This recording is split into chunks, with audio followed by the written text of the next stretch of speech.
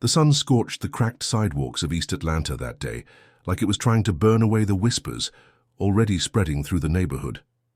Layla Johnson stood at the altar of the tiny Baptist church, her hands trembling ever so, slightly beneath the bouquet of wilted daisies. Her eyes, framed by thick lashes and layered mascara, flicked nervously toward the man standing beside her, Elijah Brooks, 70 years old, black suit tailored to a frame more familiar with rocking chairs than runways. His skin, deep brown like weathered mahogany, was lined with time. He didn't smile, but his eyes were kind. Too kind, some would say. Others just whispered, "Why her?" or "Why now?" Layla was only 20, not pregnant, not coerced. Not desperate, at least not in the way folks assumed. No one understood what brought her here, least of all her. The preacher cleared his throat. "Dearly beloved, we are gathered here today." The voices from the pews didn't hush. They simmered, muttering under breaths, raising eyebrows, firing off camera flashes and TikTok live streams. Because this wasn't just a wedding, it was a spectacle, a mystery wrapped in scandal. "Girl, she's marrying her granddaddy," someone whispered just loud enough. Layla heard it. She always heard everything, even when she wished she could block it out. Her grip on the flowers tightened. She glanced up at Elijah. He stood still, like a tree rooted in unshakable calm. Not once had he looked at her with lust. Not once had he said something out of line. But that only made it worse, because this wasn't about romance. It wasn't about a fairy tale. It was a contract, and it had a deadline. 1 year, 1 marriage license. 1 promise of financial security for a girl who had run out of options, and a man who, for reasons he wouldn't say, needed her signature on a dotted line. No questions, no emotions, no strings. But life, Layla would learn, laughs at rules. Especially when secrets are stitched so deep into the seams, they start unraveling the moment you say, "I do." As the preacher continued, her vision blurred. Not from tears. Layla hadn't cried since her mom died. Just a strange wave of "what am I doing?" washing over her, her stomach twisted, somewhere between disbelief and dread. "And do you, Layla Johnson, take this man?" She opened her mouth, but the words wouldn't come. In the front row, Jaden, her best friend since middle school, locked eyes with her, his jaw tight. He knew she was doing this for survival, for the money, for her little brother still in foster care, for the family that no longer existed. But he also knew something Layla had forgotten. She was worth more than survival. "Say it, baby," Elijah said softly beside her, just loud enough for her ears. Not a demand, not a command, a gentle nudge, like a stranger guiding you away from traffic before you even realize you're in danger. She inhaled. "I do." And just like that, the crowd gasped, the rings exchanged, and the marriage sealed with a handshake, instead of a kiss. Elijah didn't touch her cheek or pull her close. He just nodded, like it was done, like it meant something only he understood. Outside, the sky cracked with thunder despite the cloudless sky. Atlanta was never predictable, and neither was fate. As they stepped out of the church, the world seemed to hold its breath. A stranger's voice on the sidewalk muttered, "She's gonna regret that." Maybe, but regret takes time. And Layla didn't know yet. She didn't know that in just 7 days, everything she thought was real would break wide open. Hit subscribe and leave a comment with where you're watching from. This story might just spark a new beginning. What's one thing that always pushes you forward, even when things get tough? Long before the wedding? Long before the headlines and the whispers and the impossible vows, there was a little girl with 2 ponytails and scraped knees, sitting on the steps of a rundown apartment complex in southwest Atlanta, waiting for a mama who would never come home. Layla Johnson was the kind of child who learned early how to read faces, because words couldn't always be trusted. Her mother, Amara, was beautiful and bruised by life. She wore her sadness like perfume, faint, but always there. Layla remembered her singing at night, always the same song, "A change is gonna come." But change never came. Her father? He was a ghost in human skin, present, but not really there. Most nights he was either high, locked up, or both. When Sibovi he was around, he brought chaos. When he left, he took the little safety they had with him. Layla learned to walk quietly, to clean up fast, to stop dreaming. By 13, she knew how to make ramen 5 different ways and how to shield her baby brother, Micah, from the worst of the world. At 15, she started working after school, tutoring richer kids who didn't even know how lucky they were. By 17, her mum was gone, an overdose that the coroner called accidental, but Layla knew better. After that, Micah was taken by the system. And Layla, she aged 10 years in one day, but she kept going, because that's what girls like her do. She had dreams once, writing stories, maybe journalism, maybe college. She loved the way words could create whole worlds. But bills don't care about dreams, and eviction notices don't wait for inspiration. So she shelved her dreams and started working 2 jobs, sometimes 3. The world never gave Layla a break. But it did give her Jaden. Jaden Carter had been her best friend since 8th grade, when he offered her half of his peanut butter sandwich because he saw her eating ketchup packets at lunch. He never judged, never left. He was the one person who saw her even when she didn't want to be seen. "You're not broken," he used to tell her. "You're just waiting on your turn." But turns don't come easily, especially not when you're poor, young and black in a city where being invisible is safer than being known. That's when the offer came. It started as a flyer, pink, folded, half-ripped on the sidewalk. Life companion, a program for connection. Comfort and companionship in later years, a new kind of family, a better kind of future. At first she thought it was a scam, some creepy dating service for old men, but the more she read, the more she realized it wasn't about romance. It was a legal partnership. No sex required, no real commitment. Just a signed contract, a ceremony, and financial stability. It sounded too good to be true, it probably was, but when you've got nothing, even a lie can look like a lifeline. So she applied. A week later she got the call, and that's how Elijah Brooks entered her life. The man didn't ask for much, just her signature, a quiet ceremony, a willingness to be part of something she didn't fully understand. In return, he offered her enough money to pay off her debts, hire a lawyer to fight for custody of Micah, and, maybe, start writing again. She remembered sitting across from him in the coffee shop on Edgewood Ave. She expected sleazy. She got to him serene. He looked at her like he already knew her pain, like he'd worn it too. "I'm not here to save you, Miss Johnson," he said softly, "but I might be the bridge that gets you across the water." No smooth talk, no charm, just truth. She signed the contract 2 days later. Now married to a man 50 years older than her, she had more questions than answers. Who was he really? Why her? And what did he mean when he said, "You remind me of someone I lost"? The papers said she was Layla Brooks now. But who was she really? A survivor, a sellout, a sister fighting to bring her family back? Maybe all of it, maybe none of it. But one thing was clear, this marriage wasn't the end of her story, it was just the first page. The first time Layla stepped into Elijah Brooks' home, it felt like entering a memory that didn't belong to her. It was an old craftsman house tucked away in a quiet, tree-lined street just outside downtown Atlanta. The kind of house that still had creaky wooden floors, faded wallpaper, and photographs that hadn't moved in decades.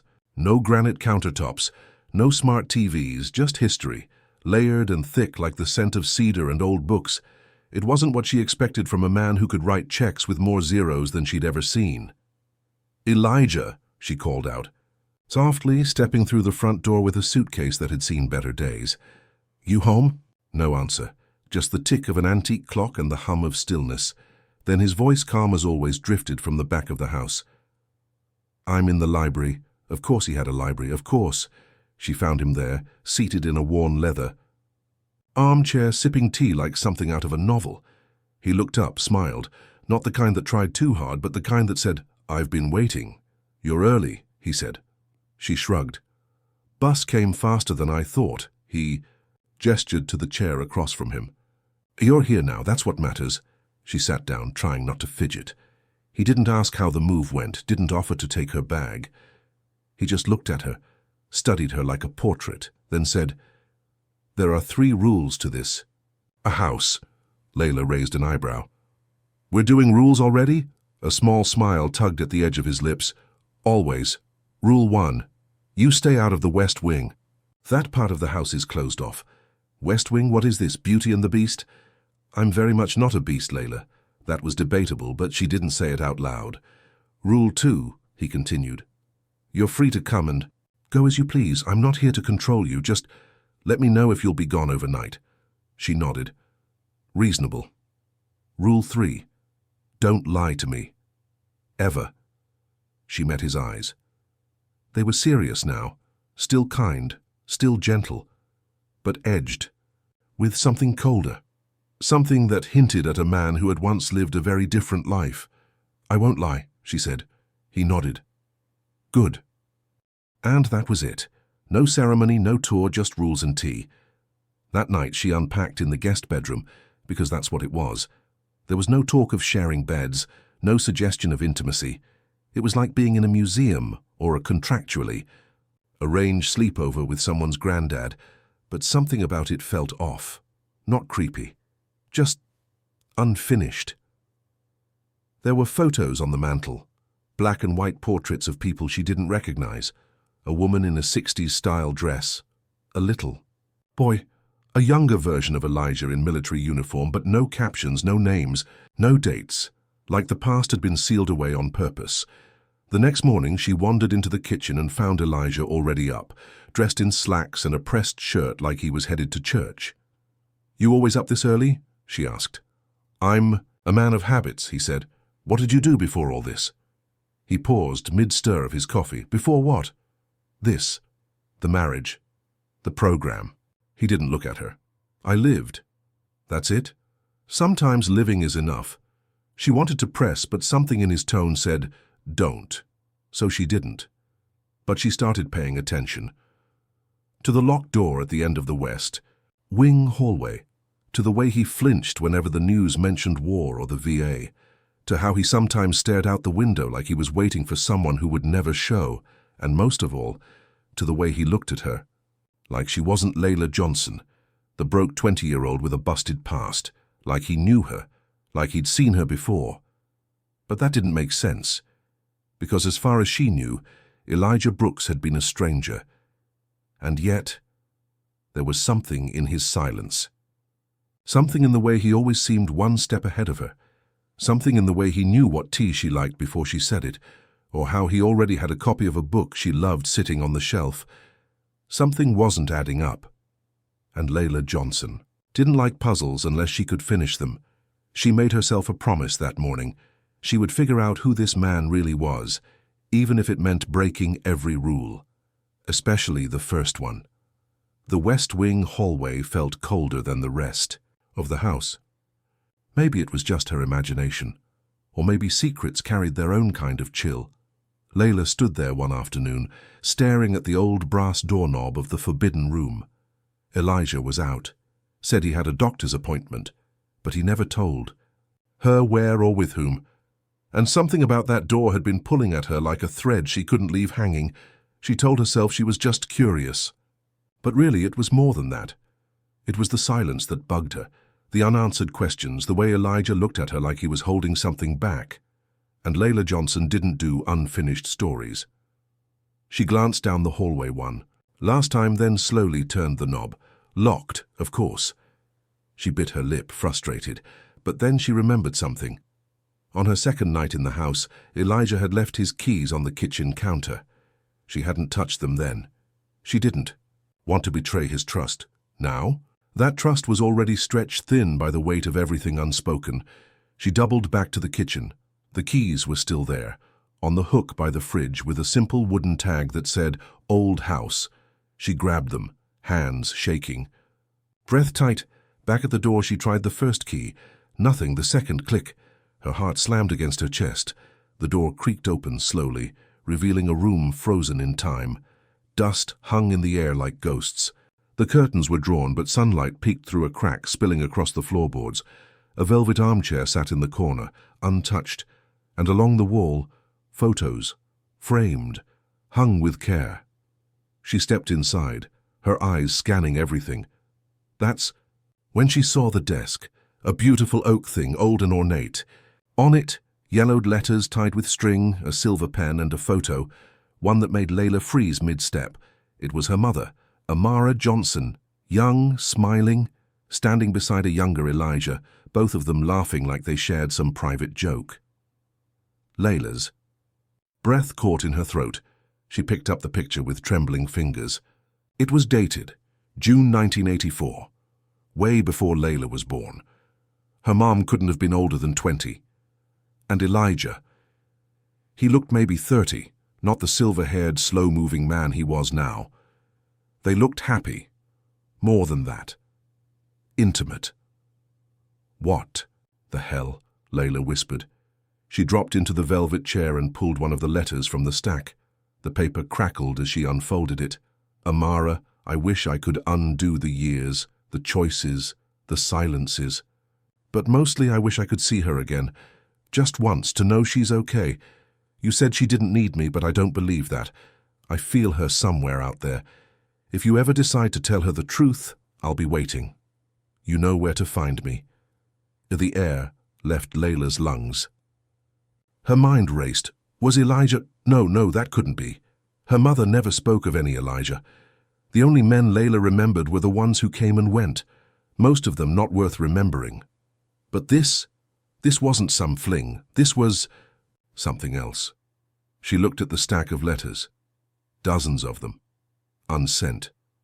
Addressed to her mother over the course of decades. Then she saw it, an envelope at the bottom. Her name on the front. In Elijah's handwriting, she stared at it like it might bite. Then she opened it. Layla, if you're reading this, then you've already broken one of the rules. And maybe that's not such a bad thing. Some truths demand to be found. I didn't bring you here by accident. I've known who you were for a long time. I knew your mother. I loved her once. What I never knew was if you were mine. The room swayed. No.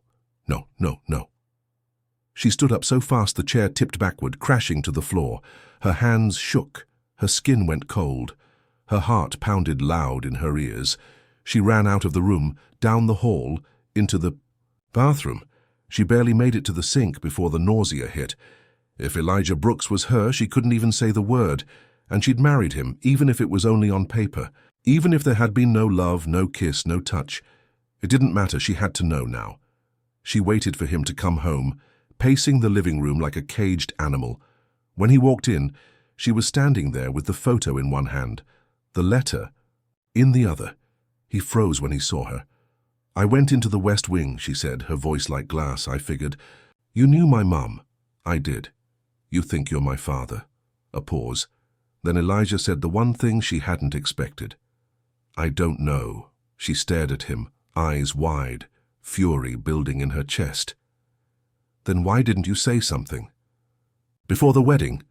Before I signed my name next to yours? Before I gave up everything? Because I didn't want you to think I was trying to buy you, he said quietly. Because I didn't know how to say I might be your father, but I'm not sure, and I don't want to die without knowing who you are.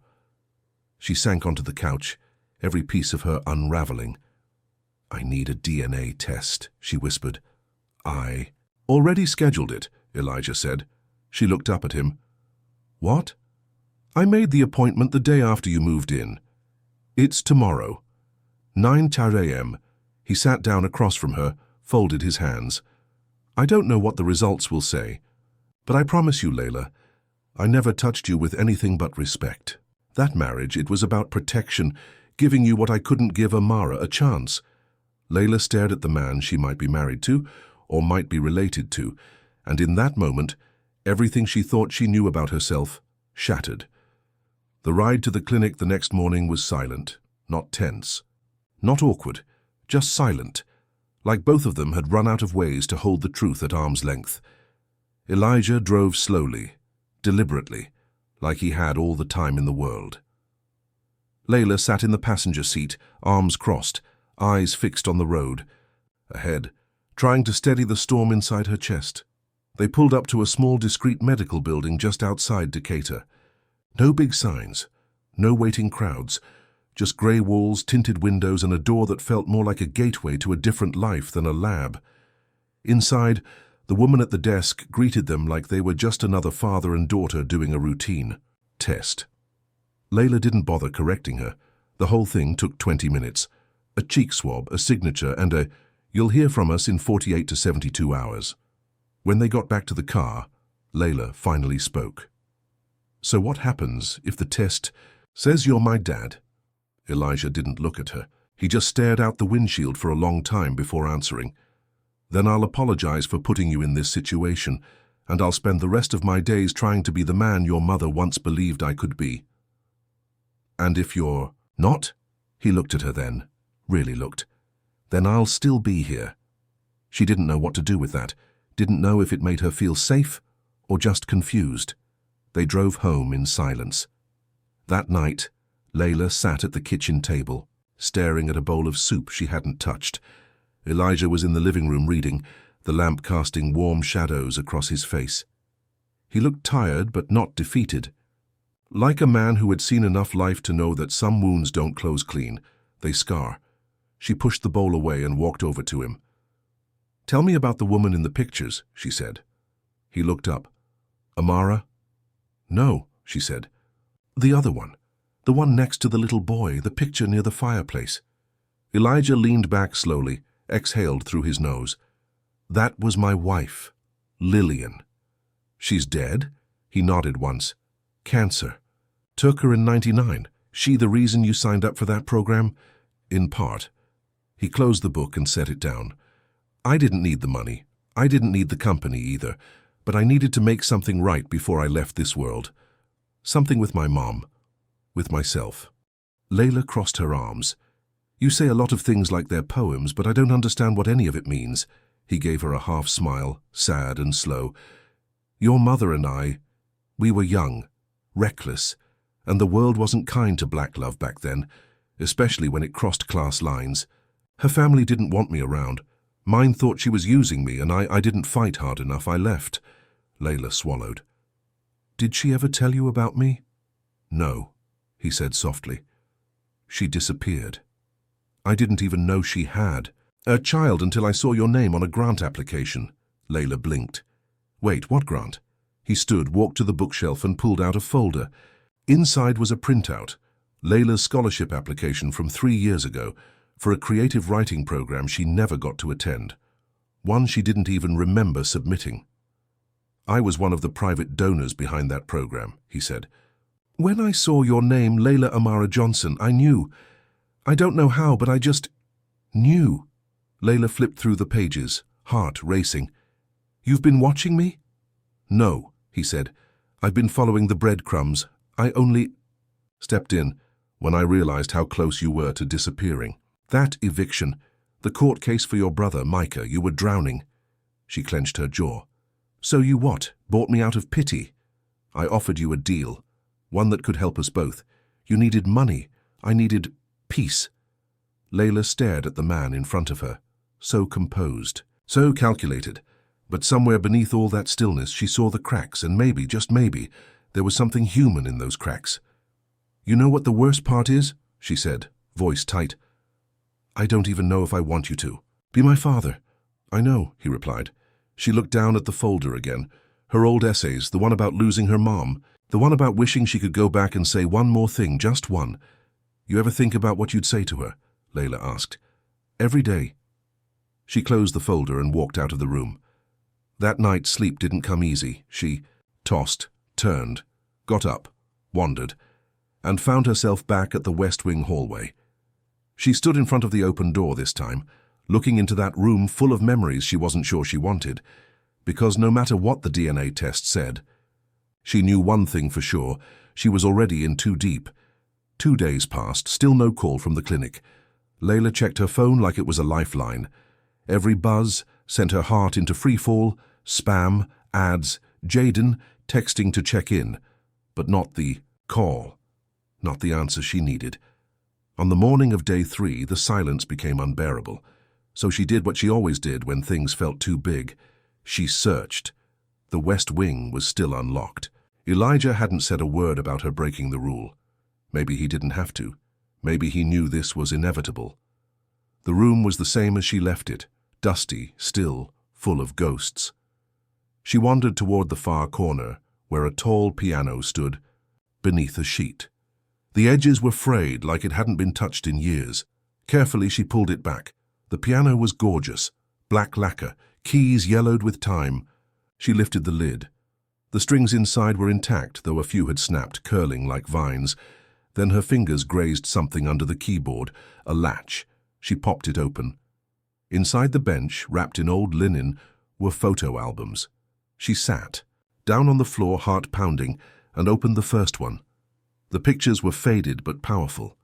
A young Elijah standing in front of a storefront that said, Brooks & Sons Piano Co. His arms around a little boy, about 6 or 7, grinning wide, missing front teeth. And a woman. Not Layla's mother. Not Lillian. Another woman. Layla flipped the photo over. In neat handwriting, Elijah, Grace and Isaiah, 1988. Her heart skipped. Isaiah. She'd heard that name before. When she was about 12, she remembered overhearing her mother crying on the phone, whispering, "No, I told you, we're not reaching out to Isaiah. It's done, let it be." She always thought it was a cousin, maybe an ex, but now she reached for the second album. This one was full of newspaper clippings, most of them yellowed and brittle, tucked between pages. Local boy prodigy wows at Juilliard auditions, son of Atlanta. Pianist goes missing in tragic incident, family speaks out after teen found in New York. Shelter Layla's hands trembled. Isaiah was Elijah's son. That much was clear. But he'd vanished. At 15, left Atlanta, ended up in New York. The last article, dated 2006, showed a mugshot, dark circles under the eyes, cold stare. The caption read, "Former music prodigy arrested in Midtown robbery. Connection to Brooks family unconfirmed." Layla's stomach turned. She turned the page. One last envelope fell from the back cover. It was addressed to Isaiah Brooks, but it had never been mailed. Inside was a note in Elijah's handwriting. "Son, if you ever find this, I want you to know I never stopped looking. I never stopped hoping. I made too many mistakes. Let pride speak louder than love. I couldn't fix the world for you, but I still believe there's something left of you in this house, even if you're gone. If you're reading this, maybe, Layla is too. Maybe this is the only way you'll both know." Layla stared at the final line, breath caught in her throat. "She's your daughter, Isaiah." The photo slid from her lap. She didn't move. Couldn't move. The DNA test wasn't even back. But the pieces were already clicking together. Elijah might not be her father, but his son might be Isaiah Brooks, the child prodigy. The runaway, the stranger in the mugshot, her real father, which meant this entire marriage was a lie built on someone else's silence. She bolted from the room and stormed into the living room, where Elijah was sitting with his usual cup of tea, flipping through the newspaper. "You knew," she snapped. He looked up slowly. "What did you find?" "Don't do that. Don't pretend like this wasn't all planned." He folded the paper gently and set it aside. "It wasn't planned, but it was hoped for." Layla took a sharp step forward. "Hoped? I married you. And I never touched you, never treated you like anything but the daughter I suspected you might be. But I'm not your daughter. I'm your granddaughter." Silence. He nodded once. "Yes. You knew he left. You knew he got locked up. Why didn't you tell me?" "I couldn't find him," Elijah said. "And your mother, Amara, she swore she'd never tell you who your father was. She said it would only hurt you." Layla's voice cracked. "And lying to me didn't?" "I never meant to lie," he said. "I just ran out of time." She turned away, the room spinning. "You made me your wife." "I made you my heir," Elijah said firmly. "Don't twist that, not even for a second." His voice wasn't angry, it was heavy, weighted with the burden of too many regrets. Layla looked back at him. "Where's Isaiah now?" "I don't know. But if he's alive, then you have more family than you ever knew." The room fell quiet. She sat down, slow, like her bones couldn't hold her weight anymore. For so long she'd wanted to know who she was. And now that she did, it felt like everything around her had broken. And, still, somewhere deep inside, She felt hope. Hope that maybe he was out there, and she wasn't alone. Layla had never tried to find someone who didn't want to be found, but by the time the DNA results came in, confirming that Elijah was not her father, she already knew. She had Isaiah Brooks' eyes. She had Amara's fire. And now she had Elijah's regret. She didn't cry. Not when she opened the envelope. Not when Elijah quietly placed a hand on her shoulder and said, "I'm sorry, child." Instead, she got to work. She started by digging through the rest of Elijah's records. He had kept tabs on Isaiah longer than he'd admitted. In a locked cabinet in his office, she found printouts of arrest records, shelter reports, and even old postcards from New York, none of them written in Isaiah's handwriting. The last confirmed. Sighting was in 2017, an arrest in Memphis for trespassing. No charges were filed. No follow-up, just gone. Elijah watched her quietly as she flipped through paper after paper. "You're not going to find him in those," he said. "He's not a file." "I'm not looking for paper," Layla murmured. "I'm looking for a pattern." Elijah raised an eyebrow. "You sound like a journalist." She looked up. "Maybe I should have been." He smiled faintly. "Maybe you still could." That night she emailed Jaden. Subject: Need help message. "Remember when you said you owed me one? I'm calling it in. I need to find someone. Off the grid. Might have been in Memphis, name's Isaiah Brooks, around 50 now. Music background, history with shelters, maybe ex-cons. Can you run that through your freelance PI contact? Please. Don't ask why yet. Just help me." Jaden responded within the hour. "I got you. Give me 2 days." Layla exhaled slowly, then sat at the old piano and stared at the keys. She didn't know how to play. She never had the time, the money, or the safety. But maybe Isaiah had. Maybe music was the one thing that had kept him tethered. She pressed one key. Then another. A low, broken sound echoed through the room, imperfect but real. That night she dreamed of a man sitting on a subway bench, tapping a melody on his knees. People passed him like smoke, but he kept playing, kept humming, kept waiting, like he knew someone would find him eventually. The next morning, Jaden texted, "Got a hit. Someone matching Isaiah's age and description volunteers at a community center in Nashville. Music program. No last name, but they call him Brooke." Could be him. Layla's fingers hovered over the keyboard, her heart leaping into her throat. Nashville, a 4-hour drive. She walked into the living room, holding up the phone. "I think I found him." Elijah didn't speak right away. He just stared at the screen, his eyes unreadable. "Do you want me to come?" he asked. Layla shook her head. "I think I need to do this on my own." He nodded once. "If you find him, tell him I'm sorry." She paused. "What if he doesn't want to see me?" "Then you walk away, knowing you tried." "That's more than I ever did." He handed her the car keys without another word. The drive felt longer than 4 hours. Every mile felt like a heartbeat, counting down to something big, something she couldn't undo. The community center sat on the east side of Nashville, next to a rundown park and a row of tiny churches. She pulled up just as the afternoon sun began to dip behind the clouds. Inside, the smell of sweat, wood floors, and cafeteria spaghetti hit her all at once. She followed the sound of a piano, soft, bluesy, almost like it was dreaming. Down the hall, past the art room, to the music wing. There, in the corner of a dusty classroom, sat a man hunched over a keyboard, his fingers dancing like they were made of light and memory. He had salt and pepper hair pulled into a low ponytail, a faded army jacket, and a worn-out pair of boots. He didn't look up when she entered. "Brooke," she said quietly. He stopped playing, turned his head, slow.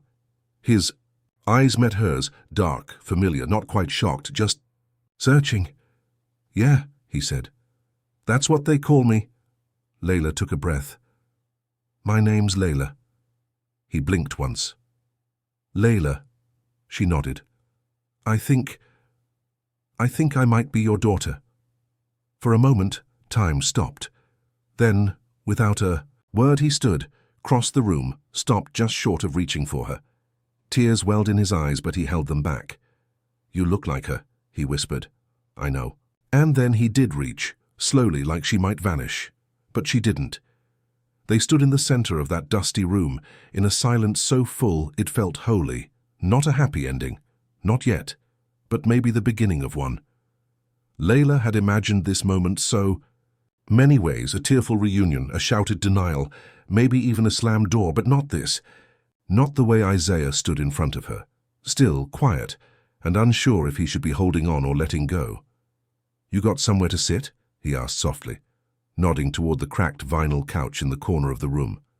She nodded, and they sat, side by side, but still worlds apart. The old keyboard hummed with the last note he'd played, like even it was holding its breath. Isaiah ran a hand over his face. "How'd you find me?" "Someone helped," Layla said.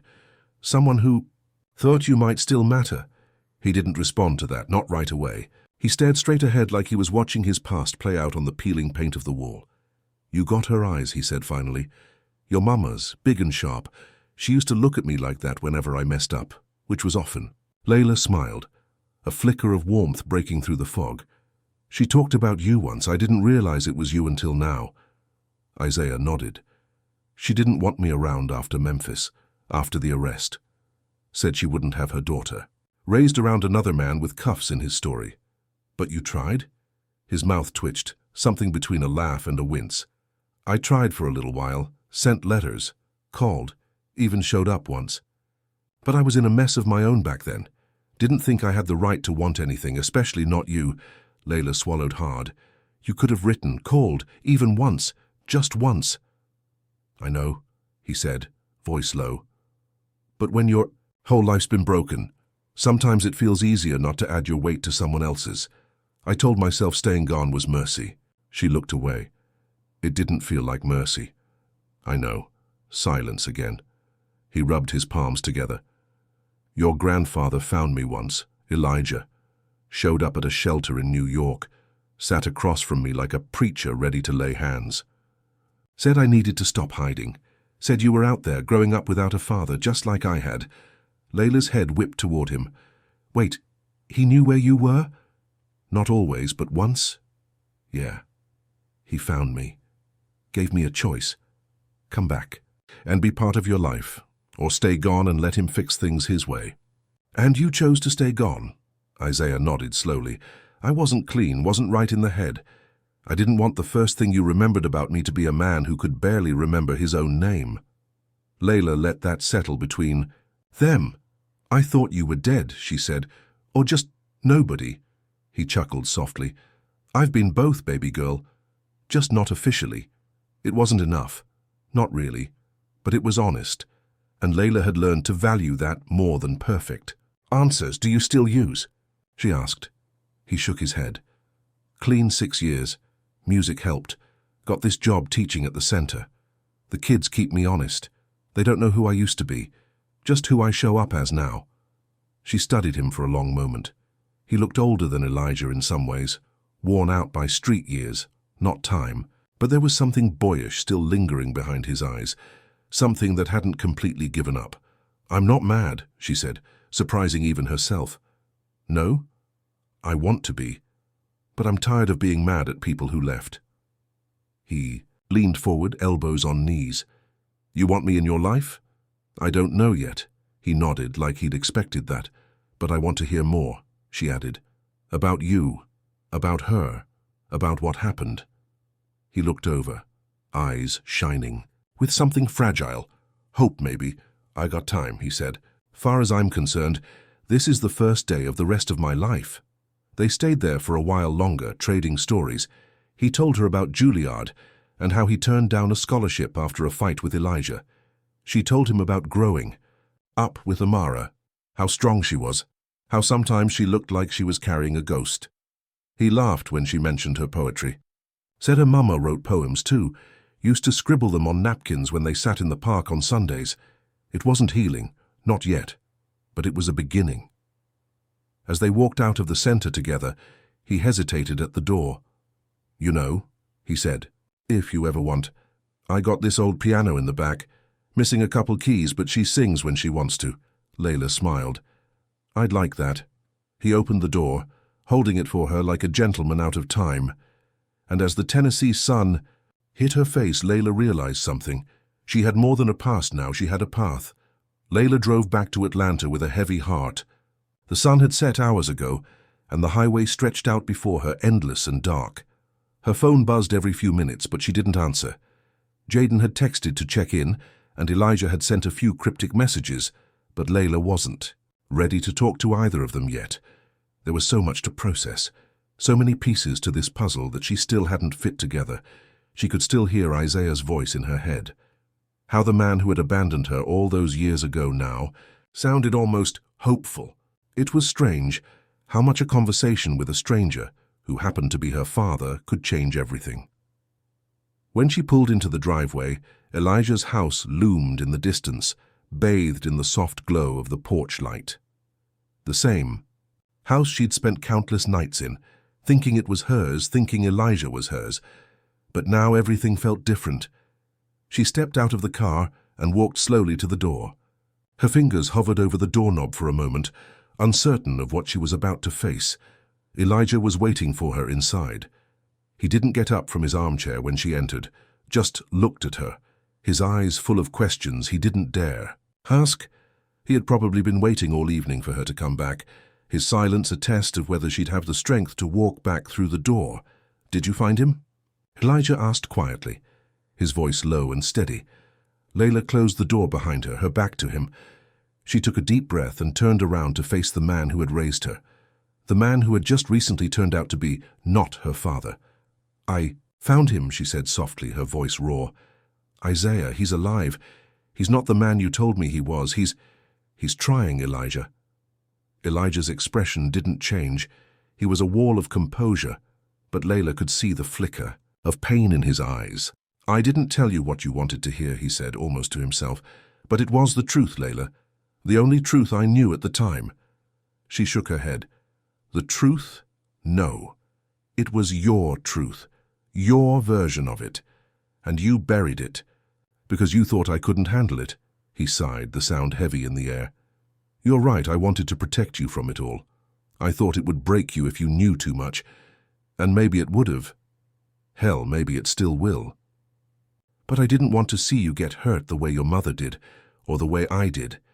Layla stepped closer, her voice thick with emotion. "You didn't give me the chance to decide for myself. You didn't let me decide what I could handle. And now I'm standing here, trying to piece together a life that's been built on lies." Elijah shifted in his chair, the weight of his years pressing down on him. "I never meant for any of this to happen. I never meant for it to go this far, Layla. You were my chance to make things right." "By lying to me," she interrupted. "I thought you were better off," he said, his voice breaking. "I thought you were better off not knowing who he was or what he did. It wasn't just the arrest in Memphis, Layla. It was the years he spent running, and the years I spent running after him. And now you want me to just forgive you?" He stood up slowly, his hands trembling. "I want you to understand. You think I didn't love you. You think I didn't want the best for you." "I don't know what I think anymore," she whispered, her throat tight. "I'm trying to figure it out, but it's hard, Elijah. Everything's harder now." For a long moment, the two of them stood in silence. The weight of everything they hadn't said hung between them like a thick fog. The truth had cracked the foundation of their relationship, but there was no way to sweep it away. It was too deep, too real. "You should go," Elijah said finally, his voice quiet but firm. "You should go find Isaiah. You deserve to be with him now." Layla shook her head. "I don't know what I deserve anymore, but I know I can't keep living in this house pretending to be something I'm not." Elijah nodded, his face softening. "Then go. I'll be here when you're ready to come back. But don't do it because you think you owe me something. Do it for you, for your own peace." The words stung, but they also felt like freedom, a freedom Layla hadn't known she needed until now. She walked toward the door and paused before. She left, turning back to him one last time. "I'll be back," she said, "but not as your wife, not anymore." He didn't try to stop her, and when the door clicked shut behind her, Layla felt something she hadn't felt in a long time. Peace. The road to Nashville felt different on the way back. Layla had driven it once before, but this time it wasn't about finding answers. It wasn't about discovering who Isaiah was or how she fit into his life. Now it was about confronting everything she had just uncovered, everything she'd learned from Elijah, from Isaiah, and most of all, from herself. The drive had felt endless. Her mind spun with questions, memories, and emotions she hadn't expected to feel so intensely. Her conversation with Elijah had shattered something inside her, but it had also given her the one thing she hadn't realized she needed, the chance to stand on her own and make her own choices. By the time she reached the community center again, it was already dark. A soft rain had begun to fall, drizzling over the parking lot and turning the ground into a slick, reflective mirror.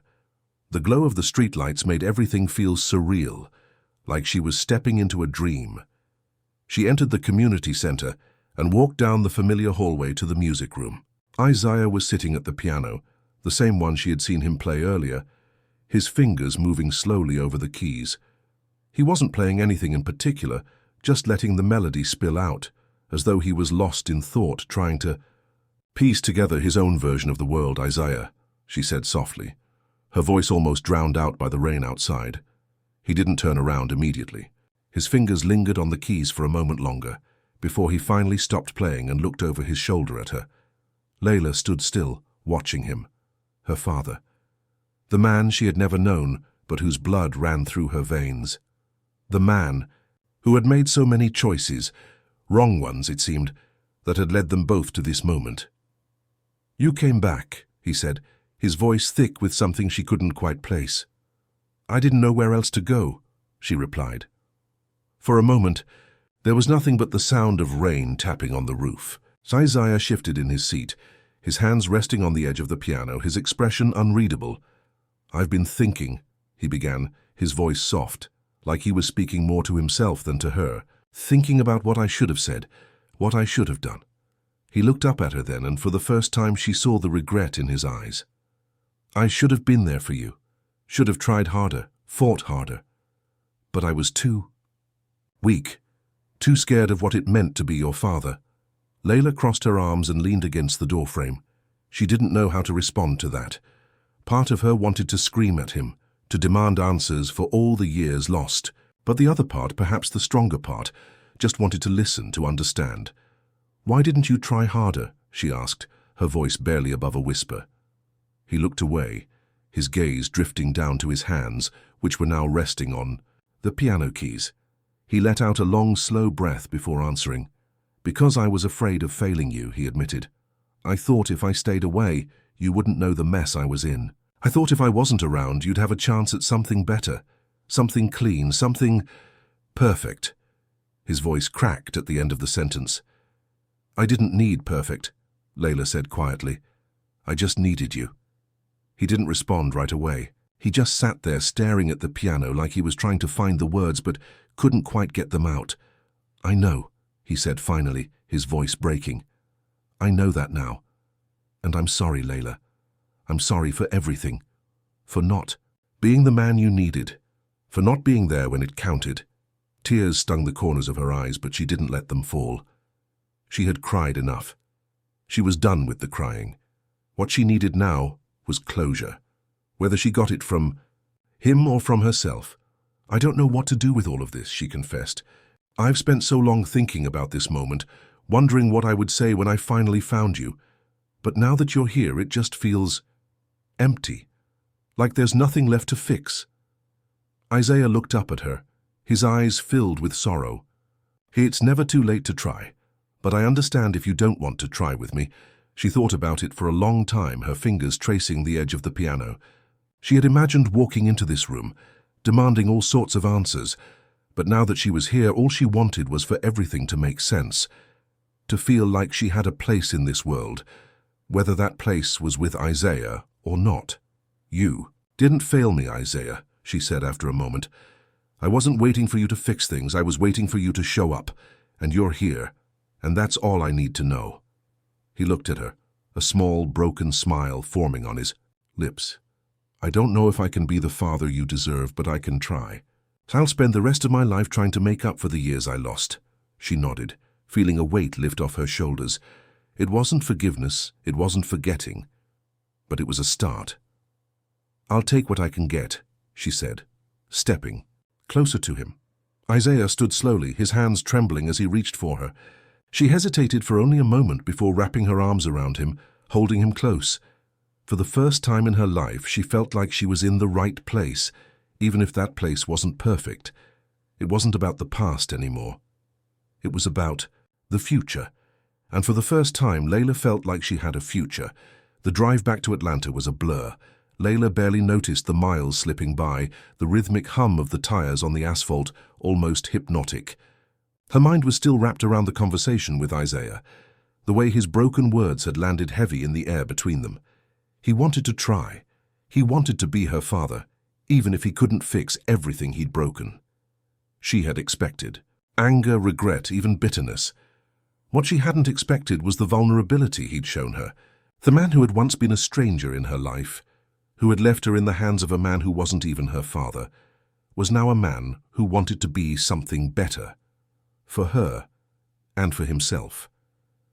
But even as she thought about him, Layla's thoughts kept circling back to the one thing she couldn't avoid, Elijah, the man who had raised her, who had given her a life full of love and support, even if it was all built on the lies of omission. She couldn't shake the feeling that she had betrayed him in some way by seeking out Isaiah. Even though Elijah had told her to go, had practically pushed her toward Isaiah, Layla couldn't help but wonder if she had crossed a line that couldn't be uncrossed. By the time she pulled into the driveway of the house, it was already late. The porch light was on, and Layla could see Elijah sitting in his chair through the window, a glass of something dark in his hand, his silhouette just barely visible in the dim light. For a moment, she stood there, her hand still on the door handle. She didn't know what she was walking into. Part of her wanted to just keep driving, leave the house behind and find somewhere to be alone, to make sense of all of this. But another part of her knew that she couldn't keep running from the people she loved. Not anymore. She stepped out of the car, her feet heavy against the pavement. The door creaked open as she walked in, and Elijah looked up, his eyes softening when he saw her. "I thought you'd be back by now," he said quietly, his voice full of something like relief. But there was something else there too, something she couldn't quite place. "I was talking to him," Layla said, her voice steady though she could feel the weight of her emotions pressing against her chest. "I went to Nashville. I found him, Elijah. I found Isaiah." Elijah didn't speak at first. He just watched her carefully, like he was waiting for her to continue, to explain what had happened. What he wanted, she wasn't sure. Did he want to know every detail? Or did he just want to hear that she was okay? "What did he say?" Elijah finally asked, his voice rough. Layla sat down across from him, her eyes fixed on the glass in his hand. "He said he was sorry, that he should have been there, that he was too scared to be a father." She paused, her hands twisting in her lap. "And he wants to try, Elijah. He wants to be a part of my life." Elijah didn't react right away. His fingers tightened around the glass, the ice inside clinking softly. He looked down at the drink in his hand, and for a moment Layla could have sworn he was seeing something else entirely. The past, maybe, or the future. She couldn't tell. "You told me to go," she said after a long silence, her voice breaking through the tension. "You told me to find him, but I don't know how to do this. I don't know how to keep loving you and him and figuring out where I belong in all of this." Elijah's eyes met hers, and there was something raw in his gaze, something tired. "I never wanted you to feel like you had to choose between us, Layla. But I know that's exactly what this is. I know it." She shook her head, the pain of it all swirling inside her. "It's not that simple. You've been my father, you are my father, but now I don't know where to go from here." Elijah put the glass down slowly, his hands steady now. "I'm not asking you to forget me. I'm not asking you to throw away everything we've built, but I need you to be honest with me, about what you want, about what you need." "I don't know what I want anymore," Layla admitted, her voice trembling. "I don't know who I am without you, but I also don't know who I am with him. I don't know where I fit. Elijah stood up, walking over to her slowly, his hands gripping the back of the chair like he was holding on to something he might lose if he let go. "Layla, you don't have to have all the answers. Not now, not tonight." She looked up at him, her heart aching. "I'm so scared, Elijah.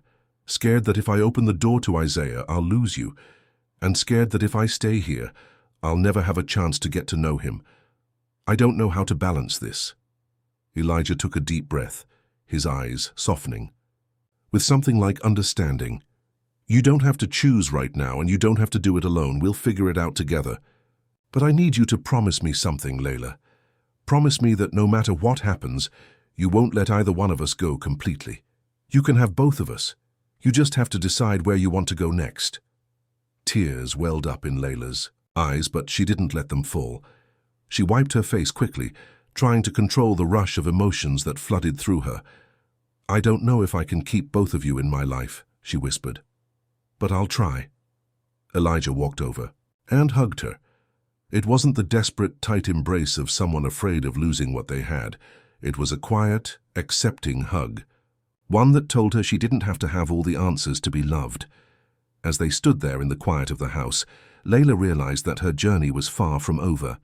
But maybe, just maybe, she had a little more time to figure it out. The morning. Light was soft, barely spilling over the horizon, but for Layla it felt like the brightest part of the day. The quiet of the house was comforting, the silence almost a refuge after the emotional whirlwind of the past few days. She sat in the kitchen, the mug of coffee in her hands warm against her palms, staring out the window as the world outside seemed to stretch in front of her, full of possibilities. But inside, she felt like she was standing at a crossroads. Two very different paths pulling her in opposite directions. She had spoken to Isaiah again the night before. His voice had been steady, filled with something she couldn't quite put her finger on. Maybe hope, maybe regret. He had asked to meet her again, to talk more, to understand each other better. It was the kind of invitation she'd once dreamed about. But now it felt like a weight she didn't know how to carry. Her phone buzzed on the counter, dragging her thoughts back to the present. She picked it up and saw that it was a text from Isaiah. She hadn't responded to his call from last night, but now his message was staring back at her with an urgency she hadn't expected. "Layla, I know I've asked a lot of you. I'm sorry if it's too much, but I really need to see you. I know we're both trying to find our way through this, but maybe we can find some answers together. Can you meet me today, please?" She stared at the screen, the words almost burning into her skin. She had been avoiding this decision, letting the hours slip by while she tried to make sense of everything. But now, with the weight of his message hanging between them, she knew there was no more hiding. Layla took a deep breath and set her coffee down. She knew what she had to do. When she arrived at the small cafe in the middle of town, the air was thick with the scent of fresh coffee and baked goods. It was early enough that the place wasn't crowded, the soft murmur of conversation mixing with the sound of a barista pulling espresso shots. She spotted Isaiah immediately in the far corner, his broad shoulders hunched over a cup of coffee, his back to the window as he stared into the steam rising from his drink.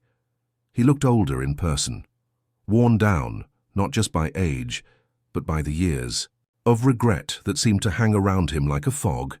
But there was also something else, something that made him look more like a man ready to face the truth than the one she had imagined all those years ago. As she walked over, he looked up, his expression unreadable. "Layla," he said, his voice quieter than she remembered. "Thanks for coming." She nodded, sitting down across from him, her hands folding in her lap. For a moment, neither of them spoke. The space between them felt heavy, filled with all the things they hadn't said. "I don't know where to begin," Isaiah said finally, breaking the silence.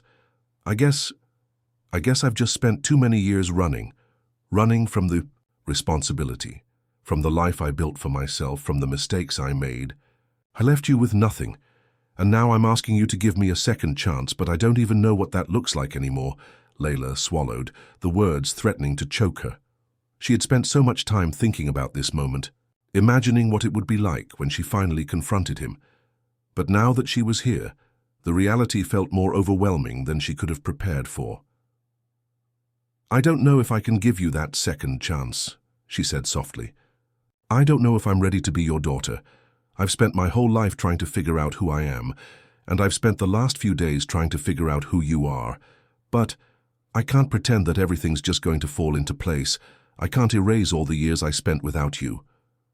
Isaiah's face softened, the hurt in his eyes more apparent than ever. "I don't expect you to erase anything. I just want the chance to be a part of your life, even if it's just a little bit, even if it's just starting over and taking things slow." Layla looked down at the table, her heart pounding in her chest. She had spent so much time wishing for this moment, imagining the reunion she would have with the man who was supposed to be her father. But now that she was here, the reality was far more complicated than she could have ever imagined. "I don't know if I can trust you," she said quietly, the words tasting bitter as they left her mouth. "I don't know if I can trust that. You won't hurt me again. I don't even know if I can forgive you for all the things you didn't do, for not being there." Isaiah's expression faltered, and for the first time Layla saw the weight of everything he had kept hidden behind his carefully controlled facade. He didn't try to make excuses. He didn't try to justify his actions. "I don't have any excuses," he said, his voice raw. "I can't change the past. All I can do is tell you the truth and hope you can find a place for me in your life. I know I don't deserve it, but if you'll give me the chance, I'll spend the rest of my life making it up to you." Layla stared at him, her mind racing. She could see the sincerity in his eyes, the desperation that spoke of a man who was finally ready to face the consequences of his actions. But could she trust him? Could she allow herself to open up to him after all the years of pain, the years of longing for something that had never been? "Isaiah," she said slowly, her voice trembling. "I've spent so much time trying to figure out who I am without you. I've had a whole life without you in it, and I'm not sure what I'm supposed to do now." For a moment, neither of them spoke. The quiet stretched out, filled with the tension of decisions left unmade. But then Isaiah reached across the table, his hand trembling slightly as it hovered near hers. He didn't touch her, he didn't force anything, but it was enough. Enough to show her that he was still there, that he still wanted to try. "I don't know what the future holds, Layla," he said, his voice low. "But I'm here now, and that's all I can offer." Layla stared at his hand for a moment before slowly, almost hesitantly, placing hers next to it. It wasn't forgiveness, it wasn't a resolution, but it was a start. The air outside the cafe was crisp, the soft breeze stirring the leaves on the trees, but Layla felt as though she was suffocating. Every step she took away from Isaiah felt heavier than the last, and yet there was a strange relief in knowing she had made a decision. At least for the moment, she had confronted the past. She had spoken to Isaiah, acknowledged the hurt, and placed it somewhere between them. But now, as she made her way back to the car, the weight of what she had just done settled over her like a storm cloud. She hadn't promised him anything. She hadn't told him she'd be ready to start over, to open the door to a new relationship. But she hadn't slammed it shut either. That, she supposed, was the most complicated part. There was no easy answer. There was no simple way forward. And yet, somehow, she had to find a way through it all. As Layla got into the driver's seat of her car, her phone buzzed again. She pulled it from her bag, expecting another message from Isaiah, but this time it was a text from Elijah. Her heart skipped a beat, the dread creeping up her spine. She hadn't told Elijah she was meeting with Isaiah. She hadn't even planned on it. In the back of her mind, she had told herself that she would figure everything out on her own first, before bringing him into it. But now, the message was sitting, there waiting for her. "Are you okay?" It was a simple question, but one that held a world of concern, a world of worry. Elijah had been there for her when everything else had fallen apart, and now she was doing the one thing she hadn't been able to fully explain to him. She was reconnecting with the man who should have been in her life all along. She hadn't prepared herself for this moment, not truly. She stared at the screen, her finger hovering over the keyboard. She thought about lying, telling him everything was fine, but something inside her screamed that she couldn't keep hiding. Not anymore.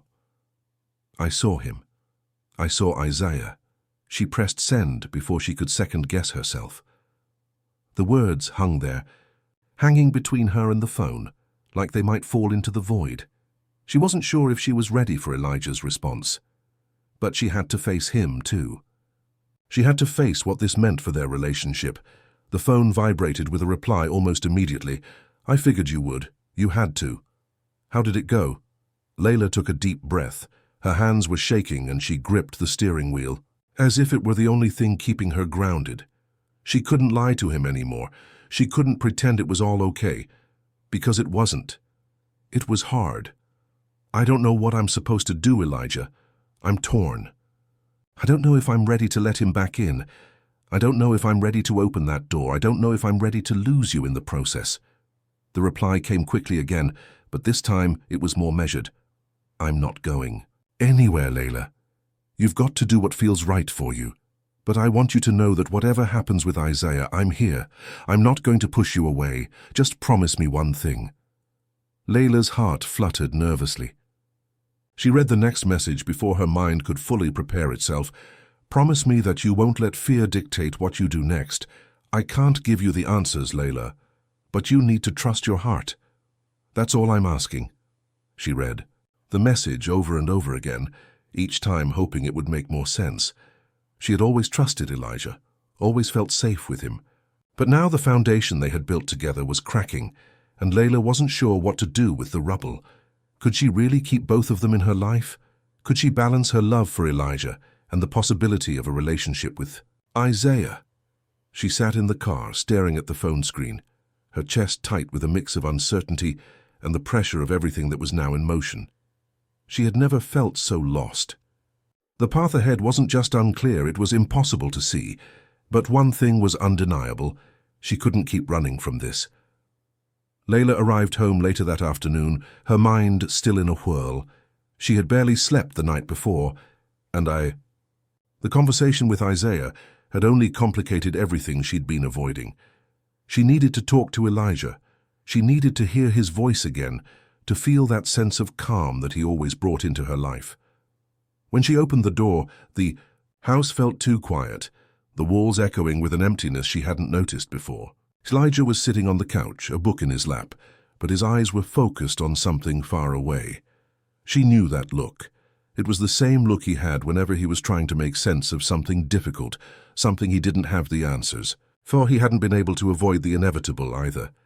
"Layla," he said, his voice low, "we need to talk." She nodded, walking over and sitting next to him, feeling the weight of the room press down on her shoulders. "About Isaiah," he continued, his gaze never leaving hers. "I've been thinking a lot about this, and I want to be clear with you. No matter what happens between you two, I'm not going anywhere. I'm still here. But I need you to be honest with me." Layla bit her lip, her throat tight. "I am, Elijah. I'm trying to figure it out. I don't know what to do, though. I don't want to lose you, and I don't want to lose him. But I can't keep doing this." Elijah reached out and took her hand, his grip strong but gentle. "You don't have to do it alone, Layla. I'm here. I always will be." The warmth of his touch grounded her, and for a moment the storm in her chest calmed. But the truth remained. The ghosts of the past were never far behind. Layla took a deep breath and looked up at Elijah, her heart heavy with the weight of the decision she was about to make. "I need to talk to Isaiah one more time," she said, her voice firm. "I need to know if I can forgive him. I need to know if I can open my heart to him. I don't know what's going to happen, but I need to try." Elijah nodded, his expression softening. "I understand. Just remember, you're not alone in this. You've got me no matter what." The hours following Layla's conversation with Elijah seemed to stretch into an endless blur. Her mind kept drifting back to Isaiah's face, the quiet intensity of his gaze, the vulnerability in his voice, the weight of everything she was carrying, her history, her unresolved feelings. The relationship with Elijah felt like too much to bear. But Layla knew she had no choice. She had to make a decision. That night, she found herself standing outside, a small apartment building, the city lights flickering in the distance. Isaiah had asked to meet her again, to talk more, to understand where they both stood. She had agreed. But now, as she stood in front of his door, her nerves began to unravel. and a knot tightened in her stomach. Was this the right thing to do? Could she really face him again without breaking? She knocked softly on the door. A few moments later it creaked open, revealing Isaiah. He looked different tonight. His clothes were simple, casual, but there was something deeper in his expression. Something that felt like resolve, but also fear. For a brief moment, Layla wondered if he was as uncertain as she was. "Layla," he said, his voice soft but steady. "Come in." She stepped inside. The faint smell of coffee and wood lingered in the air. His apartment was modest, but it had a warmth to it that felt strange given the coldness of their last few interactions. Layla sat down in the small living room, her hands clasped tightly in her lap, as if holding on to something solid would stop the shaking inside of her. Isaiah lowered himself into a chair across from her. He didn't speak at first, and neither did she. It was as if the space between them was too fragile to disturb. Finally he spoke, his voice carrying a weight that made her heart ache. "I've been thinking a lot about everything we've talked. About Layla, about the years I've lost with you, about the woman you've become, and I realize something. There's no easy way to make up for the time I stole from you. I can't give you back what you missed, but what I can do is offer you the truth, all of it." Layla swallowed hard, her heart pounding in her chest. She had been bracing herself for this moment, preparing for it in ways she couldn't fully explain. But now that the moment had arrived, she wasn't sure if she was ready to hear everything. "What truth?" she asked, her voice barely above a whisper. Isaiah took a deep breath, his fingers tapping lightly on the armrest of his chair. "The truth about why I left. Why I chose not to be a part of your life. It wasn't just because I was selfish, or because I thought you'd be better off without me. There was more to it. There's always more to it, Layla." She narrowed her eyes. "Then tell me, Isaiah, tell me everything." He closed his eyes for a moment, and for the briefest second, Layla saw a flash of guilt, of regret. But then his eyes opened again, and the weight of the years seemed to settle in his gaze. "It wasn't just about me running away. There were people, circumstances, things I couldn't control, and there was your mother." Layla's chest tightened at the mention of her mother's name. She hadn't expected it, hadn't prepared for this revelation. For a moment, she wasn't sure if she was ready to hear what Isaiah was about to say. Her mother, whose absence had defined so much of Layla's life, had always been a part of this puzzle, but she had never imagined that Isaiah's departure was tied to her.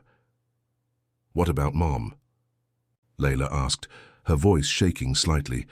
Isaiah looked away, a shadow passing over his face. "Your mother and I. We had our problems, but it wasn't just that.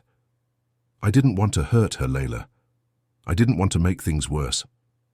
And when I found out that you were on the way, I panicked. I didn't know how to be a father. I didn't think I could do it. I didn't think I was capable of being there for you the way I should have been." The silence between them thickened. As Layla tried to process his words, she felt a rush of emotions, none of them clear enough to name. Hurt, anger, confusion, they all swirled together, crashing against her like a storm. But at the same time, there was something else, a realization. For years she had carried the weight of her father's absence as if it was something she had caused. She had blamed herself, wondering what she had done wrong. But now, sitting here with Isaiah, she began to see the truth. He hadn't left because of her. He had left because of his own fear, his own weakness. "I don't know how to make sense of that," she said quietly, her voice trembling. "I spent so many years wishing you would just show up, wishing you would be the father I needed. And now I'm supposed to just accept that you didn't. Come back because you were scared." Isaiah's expression softened, his eyes full of regret. "I know it doesn't make it right, Layla. I know it doesn't change anything. But that's the truth. I ran because I didn't think I could handle being the man you deserved. I didn't think I could give you what you needed." Tears welled up in Layla's eyes as she struggled to hold back the torrent of emotion building inside her. "But I didn't need perfection," she said, her voice cracking. "I just needed you. I just needed someone to show up, to be there. I didn't care about all the mistakes. I just wanted to know that you cared." Isaiah reached out, his hand hovering near hers, but he didn't touch her. The space between them felt infinite, Yet somehow Layla could feel the rawness of his apology. "I care, Layla. I always have. I can't take back the years I missed, but if you'll let me, I'll do whatever it takes to make things right now. I'll be the father you need, even if it's too late." Layla closed her eyes, the weight of his words pressing down on her chest. She didn't know what to do with them. She didn't know if she could just forgive him, if she could move forward, with him after all this time. But there was something in his voice, something she hadn't heard before, that made her wonder if maybe, just maybe, there was a chance. "I don't know if I can trust you," she whispered, her voice hoarse. "I don't know if I'm ready to let you back in." Isaiah nodded, his face filled with understanding. "I don't expect you to. I don't expect you to forgive me right away, but I'll wait. I'll wait for as long as it takes." The silence that followed was heavy, both of them lost in their own thoughts, trying to make sense of the impossible. Layla felt like she was standing on the edge of something she wasn't sure she could cross, but for the first time in years, she wondered if it was worth trying. Layla sat in the quiet of Isaiah's apartment long after he had spoken, the words hanging in the air between them like an unsolved puzzle. Her chest felt heavy with the realization of how much time had passed, years, so many years wasted. But they couldn't be reclaimed no matter how many tears she shed or how many apologies were made. She had always imagined this moment, the moment Isaiah would come back into her life and try to explain everything. But now that he was here, she realized how little she actually knew about him.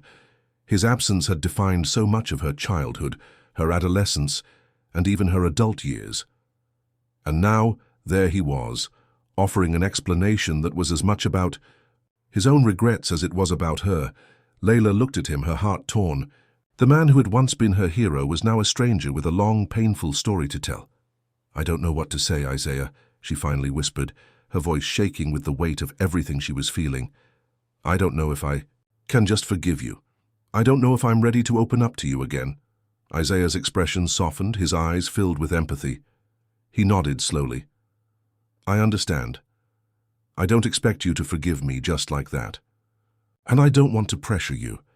But what I'm asking for is a chance to make things right, even if it takes time, even if we have to start over. I want to be in your life, Layla. I want to be the father I should have been." Layla's heart twisted in her chest. She wanted to believe him. She wanted to believe that people could change, that the years of hurt and regret could somehow be undone. But it wasn't that simple, was it? The anger, the pain, the abandonment, it all still sat inside of her, a reminder of what he had left behind. "I don't know how to let go of all the years of feeling like I wasn't good enough," she said, her voice barely audible. "I don't know how to forget the nights I spent wondering where you were, or if you even cared enough to come back. I'm still angry, Isaiah. I'm still so angry." "I know," he said softly, his voice thick with emotion. "And I don't expect you to forget, but I'm not asking for you to forget. I'm asking for a chance to show you who I am now, to show you that I care. I want to make up for the time I lost." Layla took a deep breath, her hands trembling as she clenched them into fists. The conflict inside her was overwhelming. Isaiah had been the absent father, the man she had spent years resenting. But now he was here, vulnerable, remorseful, trying to make amends. But could she believe him? Could she trust him again? "I don't know what this means, Isaiah," she said, feeling a lump form in her throat. "I don't know what to do with all of this. I don't even know if I'm ready to forgive you." Isaiah leaned forward, his gaze locked on hers. "Layla, I'm not asking you to forgive me right away. I'm asking you to give me a chance. To take this one step at a time. I'll be patient, I'll wait as long as it takes. But I don't want to leave here tonight without knowing if there's a chance for us to start over." Layla closed her eyes, the weight of his words pressing down on her.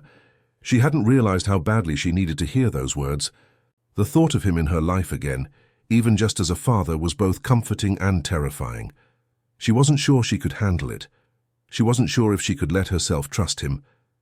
But then she thought about Elijah. He had told her to follow her heart. He had told her to take her time and trust herself, and she had tried to do that, hadn't she? She had tried to trust in Elijah, in their relationship, in the idea of moving forward. But could she truly move forward if she didn't deal with her past first? Tears welled up in her eyes, and for a moment she could barely breathe. The weight of her emotions was suffocating. "I don't know if I can do this," she whispered, her voice cracking. "I don't know if I can open up to you again. I don't know if I'm ready to let you back in." Isaiah's eyes softened, and he reached out, placing his hand gently on hers. "You don't have to be ready, Layla. I'll wait. I'll wait for you to be ready for as long as it takes. Just don't close the door on me, not yet, please." Layla met his gaze, and for the first time in a long time, she felt something stir deep inside her, something that had been buried for years, a small seed of hope. She wasn't sure if it would grow or if it would wither, but it was there, and that was enough for now. "I can't promise you anything," she said softly, her voice trembling. "But I'll try. I'll try to open up. I'll try to let you in." Isaiah's face broke into a small smile, a flicker of relief flashing across his features. "That's all I'm asking for, Layla. Just a chance." Later that night, Layla found herself walking back to her car, her steps slow and uncertain. The air felt different, fresher somehow, as though a new chapter was about to begin. She didn't know what the future held, or if Isaiah would be able to keep his promises. But for the first time in years, she wasn't closing herself off to the possibility of something more. As she sat behind the wheel, she pulled out her phone. Elijah's name lit up the screen. She hadn't texted him back yet, but now seemed, "As good a time as any. I talked to him, we talked. I don't know what's going to happen, but I'm trying to figure it out." Her thumb hovered over the send button for a moment, and then she hit send. It wasn't much, but it was the truth. She had taken the first step, and now the rest of the journey was up to her. She couldn't undo the past, but maybe, just maybe, she could build something new. The days following her conversation with Isaiah were a whirlwind for Layla. Each moment felt like it was carrying her somewhere, but she didn't quite know where. Her emotions were scattered, part of her still raw with the anger and confusion that had built up over the years, part of her surprisingly open to the idea of letting Isaiah back into her life. It was all so much to process, and it seemed like every step forward came with 2 steps back. But Layla had made a decision. She would try. She would try to understand Isaiah, try to see if they could have a relationship, even if it was different than what she'd imagined. She couldn't promise she'd forgive him right away, but she could give him the chance to show her who he was now. As a man, as a father, that was the first step, and she would take it. One evening, after a long day of work, Layla found herself pacing in her apartment, her mind filled with thoughts of the conversation she'd had with Isaiah. The room felt too small, the air too heavy. She couldn't shake the feeling that something was about to shift in her life, but she didn't know if it would be a good or bad change. Her phone buzzed, and she almost jumped out of her skin. It was Elijah. "Hey, I was thinking about you. I know you said you'd been talking to Isaiah. How are you holding up?" Layla stared at the message for a few moments, the warmth in her chest at the sight of his name momentarily calming her anxiety. Elijah had been a constant source of support, a safe harbor in the storm. His words had always been grounding. She could feel his sincerity in every message, every phone call, every gesture. But the distance between them, the uncertainty that had followed her from the conversation with Isaiah, made it hard to know how much she could lean on Elijah now. The situation had grown more complicated than she'd expected. "I'm trying to figure it out. It's a lot, Elijah. He wants to be a part of my life. I don't know if I can trust him again. I don't know if I can open up after everything." She hit send before she had a chance to second-guess herself. And then, almost immediately, the response came. "Layla, I get it. I know it's not easy and I know it's scary, but I also know that you're strong enough to handle it. You've got this. Whatever you decide, just make sure it's for you. And remember, I'm here." The words made her feel lighter, like she could breathe a little easier. It was true, she was strong. She had survived so much already, hadn't she? Losing her mother, living with the absence of her father, trying to move forward on her own. She wasn't fragile. She was resilient. But still, The emotional weight of everything she had to confront felt crushing. She stared at the screen, her fingers hovering over the keys. "Thank you. I don't know what I would do without you." The response was instant. "You never have to find out. I'm here, always." The sincerity in Elijah's words made her heart ache. He had been a rock for her, even in the midst of her chaotic thoughts about Isaiah and the uncertainty that loomed over her. But at the same time, she knew that the relationship she had with Elijah wasn't so simple anymore. As much as she wanted to lean on him, she also realized something. She needed to confront her past. She couldn't keep hiding behind him, unable to truly face what had been left unresolved with Isaiah. The next morning, Layla went to work with a sense of determination. She had made a decision. She would take Isaiah up on his offer to try and rebuild their relationship, but on her own terms. She couldn't keep wondering about what could have been, what might happen if she let Isaiah back in completely. It was time for her to face the reality of her own needs and desires and decide how she could move forward.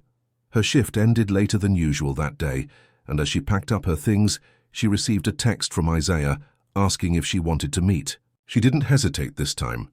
"I'll be there." When she arrived at the small cafe they had agreed to meet at, she saw Isaiah already sitting at a table near the window. He looked up as she approached, and there was something different in his expression, a quiet hope, a longing that mirrored her own. She sat down across from him, the space between them charged with the weight of everything they had been through. "I've been thinking about what you said the other day," Layla began, her voice steady but vulnerable. "I know it's not going to be easy. I know we can't just pick up where we left off because so much has happened. But I'm willing to try. I'm willing to take this one step at a time." Isaiah nodded, a small smile tugging at his lips. "I can't ask for more than that. I know it won't be easy, and I'm not expecting anything right away. But I'm here, Layla, and I want to do the work. I want to be the father I should have been." Layla took a deep breath. It wasn't everything. There was still so much to sort through, so many emotions to unravel. But it was a start. A fragile start, but a start nonetheless. "I'm going to need time," she said, her voice a little stronger now, "and I'm going to need you to be patient with me. I'm not going to just forgive you because you say you're sorry. I need to see that you mean it. I need to know that you're really here for me." Isaiah's face softened, and his eyes filled with an understanding she hadn't expected. "I can be patient. I can wait for as long as it takes. And I'll show you, Layla. I'll show you I mean it." The conversation drifted from there, a bit more light-hearted, a bit more hopeful. They talked about the small things, how his life had changed, what he had been doing since their last conversation. Isaiah was open, honest in a way that made Layla feel for the first time like maybe this could work. It would be a long road, and there would be many bumps along the way. But as they talked, she felt a little lighter, a little more hopeful. Later that night, Layla stood outside the cafe, her fingers curled around the strap of her purse. She had no idea where this journey would take her, but for the first time, in a long time, she didn't feel like she was alone in it. As she walked toward her car, her phone buzzed again. It was Elijah. "How did it go? Are you okay?" Layla smiled softly to herself. "Yeah, I'm okay. It's a start." She looked up at the darkening sky and felt a strange sense of peace wash over her. She had taken the first step. She didn't know what the next step would be or how long it would take, but she knew that she wasn't giving up on Isaiah, on herself, or on the possibility of healing. One step at a time. The week that followed her conversation with Isaiah felt like a delicate balancing act. Layla moved through her daily routines with a sense of cautious optimism, but every quiet moment seemed to carry the weight of her decision. Each time she saw Isaiah, whether it was at the small cafe they agreed to meet or when they'd sit together for brief conversations, she found herself torn between hope and doubt. She couldn't quite shake the nagging feeling that at any moment things could fall apart. She kept her distance, letting the small moments build a new foundation. They talked about simple things, his memories of her as a child, the family he had left behind, his own regrets. But there was a constant undercurrent of unresolved tension between them, like the ghost of every broken promise. Layla couldn't ignore it. She was trying to be open, but the history they shared, those painful years of abandonment, lingered in the air, unspoken but heavy. And so each meeting felt like an uncharted territory. She was unsure of what to expect, unsure of who Isaiah really was now, or who he had become in the years he had been absent. One evening, as the sun dipped below the horizon, Layla found herself sitting at a quiet park bench, staring at the changing colors of the sky. She hadn't meant to come here. It was just a place she'd always found peace when things were too overwhelming. And tonight, she needed that peace more than ever. The ringing of her phone startled her out of her thoughts. It was Isaiah. Her heart skipped a beat, as it always did when she saw his name, but she answered the call, curiosity bubbling inside her. "Hey, Isaiah, what's up?" she asked, trying to keep her voice steady. "I was wondering if we could meet tonight. I've been thinking about something." "I think it's time we talk about the real reasons I left," Isaiah said, his voice low but firm. Layla's stomach flipped. She had been waiting for this moment, but now that it was here, she wasn't sure if she was ready. I don't know if I'm ready for that, Isaiah. We've only just started talking again. I get it. But we can't keep dancing around the truth. We need to confront what happened, Layla. It's the only way we'll ever move forward. His voice was tinged with something almost desperate, but there was a quiet honesty to it too. She hesitated. The pull to understand, to finally hear his side of the story, was strong. But was she ready to face the hurt that had been buried for so long? Could she handle it? "All right," she said finally, her voice softer than she intended. "Where do you want to meet?" The dimly lit diner was practically empty when Layla walked in, her footsteps echoing in the silence. Isaiah was already sitting at a booth in the back, a cup of coffee in front of him. His face was serious, the weight of his words already hanging in the air. Layla sat across from him, her heart pounding. They sat in silence for a moment before Isaiah spoke, his eyes focused on the table. "I know I've hurt you, Layla. I don't expect you to forgive me for that. But I need to be honest about why I left. It wasn't because I didn't care. It wasn't because I didn't love you. It was because I was broken. I wasn't the man you needed, and I didn't know how to fix myself." His voice cracked slightly, betraying the years of pain he had carried with him. Layla leaned forward, her heart aching as she listened. She had waited for this moment for so long, but now that it was here, she found herself struggling with a mix of emotions. The pain of his absence, the years of unanswered questions, and now this raw honesty. She didn't know how to process it all. I don't understand," Layla said, her voice barely above a whisper. "Why didn't you come back? Why didn't you try? I was a kid, I needed you, and you were gone. And now you expect me to just forgive you because you're sorry?" Isaiah's eyes filled with regret, and his hands gripped the edges of his coffee cup. "I'm not asking you to forgive me just like that. I know it's not that simple. I left because I thought I was protecting you. I thought you would be better off without me. But I was wrong. I should have stayed. I should have fought for you. And I'm sorry. So sorry for every moment I wasn't there." Tears welled up in Layla's eyes, but she blinked them away, not wanting to break down in front of him. "You don't know how many nights I sat alone, wondering if you even thought about me, wondering if you ever cared. And now you're telling me it was because you thought you were protecting me." She shook her head, her voice rising slightly. "You left, Isaiah. You left us. And I had to grow up without a father. Without you." Isaiah's gaze softened, and he looked down at his hands. "I know, Layla. I know. And I regret it every single day of my life. But I want you to know that leaving wasn't easy. I thought I was making the right choice for you, but I was wrong. I should have trusted that you would have been strong enough to handle it. I should have been there for you."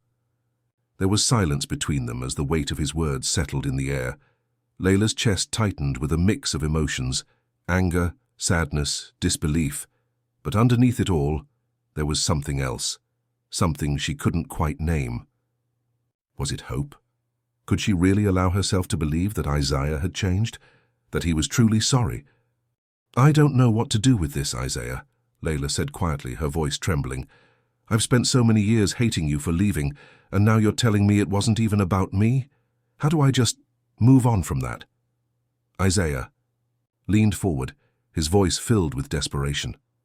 I'm not asking you to forget everything. I'm not asking you to pretend it didn't happen. But I want a chance to prove to you that I'm here now. I want to be the father I should have been. Layla's hands clenched tightly in her lap as she tried to digest everything he was saying. Her mind raced. She wanted to feel relieved, to believe that he was telling the truth. But the past was too raw, too fresh, and the wounds were too deep. She took a long breath before speaking again. I don't know, Isaiah. I just don't know if I can forgive you. I don't know if I can trust you again. The sadness in Isaiah's eyes deepened and he nodded slowly. I understand. I'm not asking for your forgiveness right now, but I'm here. And I'm not going anywhere. I'll wait, Layla, however long it takes. Layla looked down at the table, her heart heavy with the complexity of it all. She wasn't ready to forgive him. She wasn't sure if she ever could. But there was a part of her, a small, fragile part, that was willing to let him try. And that at least was something. Later that evening, as Layla sat alone in her apartment, the silence felt different, not oppressive, but uncertain. She hadn't solved anything with Isaiah. The pain of the past was still there, and she wasn't sure how long it would take to heal, but she couldn't deny the small seed of something more that had been planted in her heart. One step at a time, the days after her conversation with Isaiah seemed to stretch on endlessly, each one blurring into the next. Layla had gone through her life thinking that time alone would heal all wounds, but now, facing her father again after so many years, she realized that the healing process wasn't linear. It wasn't as simple as forgiveness, and it wasn't going to happen overnight. She couldn't just flip a switch and forget all the years she had spent without him, the years where her childhood was marked by the absence of a father. She couldn't pretend that the words they had exchanged at the diner didn't stir up old pain and old anger. Every time she saw Isaiah, she felt torn between the person he had been, someone who had abandoned her, and the person he was trying to be now. The kindness in his eyes, the openness in his voice made her heart ache with confusion.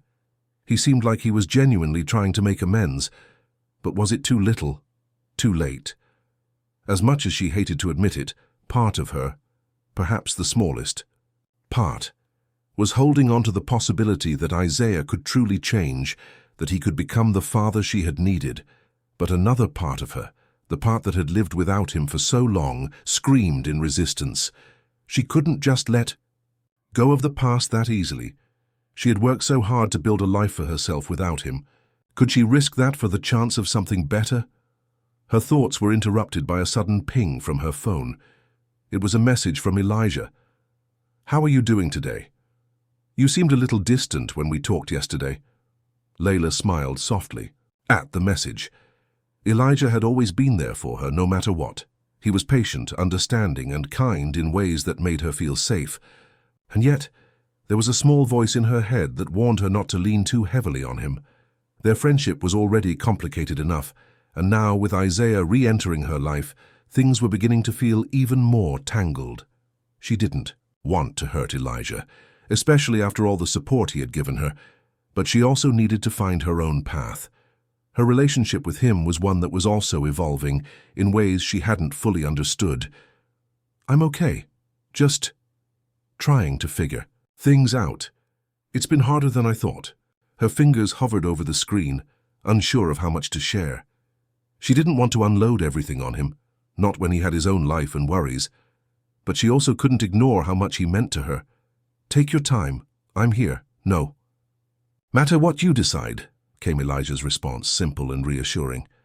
For a moment, Layla let the message sink in. Elijah wasn't asking for anything from her. He was giving her space to make her own choices, but there was something in his words that made her realize just how much he had already given her. And yet she couldn't quite figure out where they stood anymore. She wanted to believe that she could have both Isaiah and Elijah in her life, but everything felt so uncertain. Was she asking too much from the people around her? Was it even fair to them? Shaking her head, Layla set her phone down and tried to clear her mind. She needed to focus on her own journey now, and that meant dealing with Isaiah. As painful as it was, she had to confront the reality of who he had been and who he was trying to become. A few days later, Layla agreed to meet Isaiah again, though she was still unsure of what she hoped to accomplish. They sat in a small park, the autumn breeze carrying the scent of crisp leaves through the air. The world around them seemed to be slowing down, as if nature itself was holding its breath. "Layla," Isaiah began, his voice hesitant, "I know this isn't easy for you. I know that my presence might feel like a burden, like I'm trying to rush into your life. I don't want to do that. But I want to be honest with you. I know I've hurt you. And if you're willing, I'd like to take things slow.